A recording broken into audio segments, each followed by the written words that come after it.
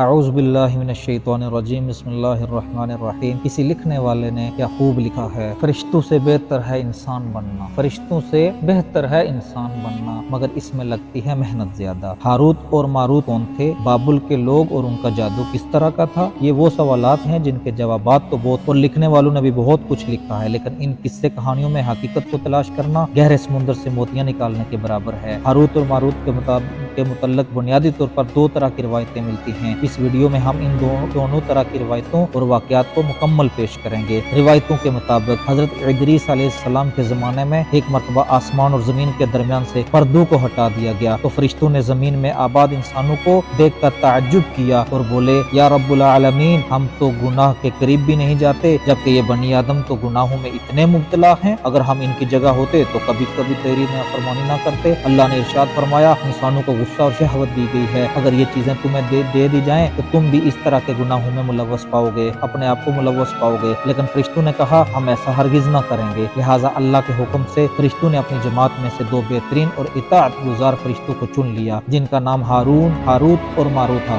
اللہ نے ان دو فرشتوں میں انسانی فطرت اور شہوت ڈال کر دنیا میں بھیجا۔ وہ شہر بابل میں دو خوبصورت انسان بن کر آئے اور قاضی کے کام پر مقرر ہو گئے، جہاں وہ لوگوں کے درمیان فیصلے کیا کرتے تھے۔ ایک دن ان کے پاس ایک عورت اپنا مقدمہ لے کر آئی اور کہا کہ اس کا شوہر اسے بہت پریشان کرتا ہے۔ ہاروت و ماروت نے جب اس عورت کو دیکھا تو وہ اس کی خوبصورتی اور حسن سے مرعوب ہو گئے اور اس پر عاشق ہو گئے۔ انہوں نے اس عورت سے زنا کی خواہش کی تو عورت نے ان سے کہا، تمہاری یہ خواہش میں تبھی پوری کروں گی جب تم بت کی پوجا کرو، شراب پیو یا میرے خاوند کو قتل کر دو۔ ہاروت اور ماروت نے شراب نوشی کو چھوٹا گناہ سمجھ کر پی لیا اور نشے کی مستی میں باقی دو اور کبیرہ گناہ کر بیٹھے۔ اس عورت نے ان سے آسمان پر چڑھنے کا عمل بھی سیکھ لیا، جس کے ذریعے وہ آسمان پر جاتے تھے۔ جب وہ عورت اس عمل کے ذریعے آسمان پر گئی تو اللہ کے حکم سے اسے سیارے کی شکل میں مسخ کر دیا گیا۔ چونکہ اس عورت کا نام زہرا تھا، اس لیے وہ سیارہ زہرا کہلایا، جسے آج وینس کہتے ہیں۔ اس گناہ کی وجہ سے ہاروت و ماروت خود وہ اسم اعظم بھول گئے جسے پڑھ کر وہ آسمان پر جاتے تھے، اور بطور سزا انہیں بابل کے کنویں میں الٹا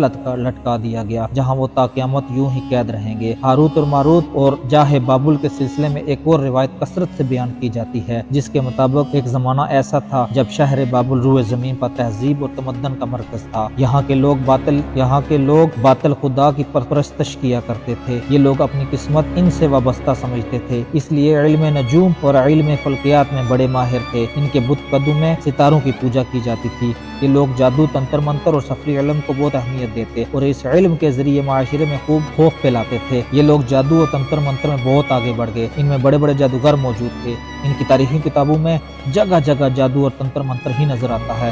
ان کا جادو دور دور تک مشہور تھا۔ مختصر یہ کہ اس شہر کا باشندہ ہونا ہی جادوگر ہونے کی علامت تھی۔ جب حضرت سلیمان علیہ السلام کی حکومت آئی تو آپ نے ان لوگوں کو اس شرکیہ عمل سے روکا اور ان کی سحر اور جادو کی کتابوں کو ایک جگہ جمع کر کے اپنی عظیم کرسی کے نیچے دفن کر دیا، تاکہ اس فتنہ انگیز علم کا جڑ سے خاتمہ ہو جائے۔ جب سلیمان علیہ السلام کی وفات ہوئی تو شیطان نے ان کتابوں کو دوبارہ کھود کر نکالا اور لوگوں سے کہا کہ سلیمان پیغمبر نہیں تھا بلکہ ان کتابوں کے ذریعے حکومت کیا کرتا تھا، لہٰذا ہوا میں اڑنا، جنات پر قابو پانا اور سلیمان علیہ السلام کے غیر معمولی معجزات دراصل جادو اور سفلی عمل تھا۔ بنی اسرائیل نے اس کی پیروی کی اور ان کتابوں کو پڑھنا شروع کر دیا، لہٰذا دوبارہ سے یہ شر انگیز علم اس قوم میں سرایت کر گیا۔ اللہ نے سلیمان علیہ السلام پر لگائے گئے الزام اور تہمت کی نفی کرتے ہوئے سورہ بقرہ میں یوں فرمایا ہے، اور انہوں نے اس چیز کی پیروی کی جو شیطان سلیمان کی بادشاہت کے وقت پڑھتے تھے، اور سلیمان نے کفر نہیں کیا تھا لیکن شیطانوں نے ہی کفر کیا، جو لوگوں کو جادو سکھاتے تھے، اور اس چیز کی بھی جو شہر بابل میں ہاروت و ماروت دو فرشتوں پر اتارا گیا تھا، اور وہ کسی کو نہ دیتے تھے اور وہ کسی کو نہ سکھاتے تھے جب تک یہ نہ کہہ دیتے کہ ہم تو صرف آزمائش کے لیے ہیں، یہ تو کافر نہ بنو۔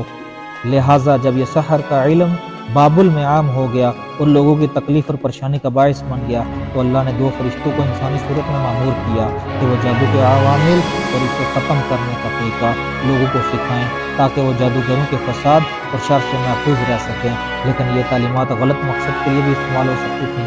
حالانکہ وہ فرشتے لوگوں کو تنبیہ کرتے تھے اور ان کے لیے صراحتاً کہتے تھے کہ یہ تمہارے لیے ایک طرح کی آزمائش ہے، لیکن پھر بھی وہ لوگ ایسے کاموں میں پڑ گئے جو انسانوں کے لیے ضرر اور نقصان کا باعث تھا۔ بعض عربی داستانوں میں اس کنویں کا ذکر بھی ملتا ہے جہاں کئی لوگ پہنچے اور ہاروت و ماروت سے ملاقات کر کے جادو کا علم بھی سیکھا، جبکہ بعض مورخین کا کہنا ہے کہ عراق کے شہر حلہ کے قریب ایک کھنڈر میں موجود قدیم کنواں ہے جہاں سے بابل کی سرحد شروع ہوتی تھی۔ یہ اس کنویں کو ہی جائے بابل قرار دیتے ہیں۔ بہرحال اس واقعے سے یہ سبق ملتا ہے کہ سفلی اور جادو ایک شرکیہ عمل ہے، مگر یہ کہ اس کا استعمال فساد اور شر پسندی کے خاتمے کے لیے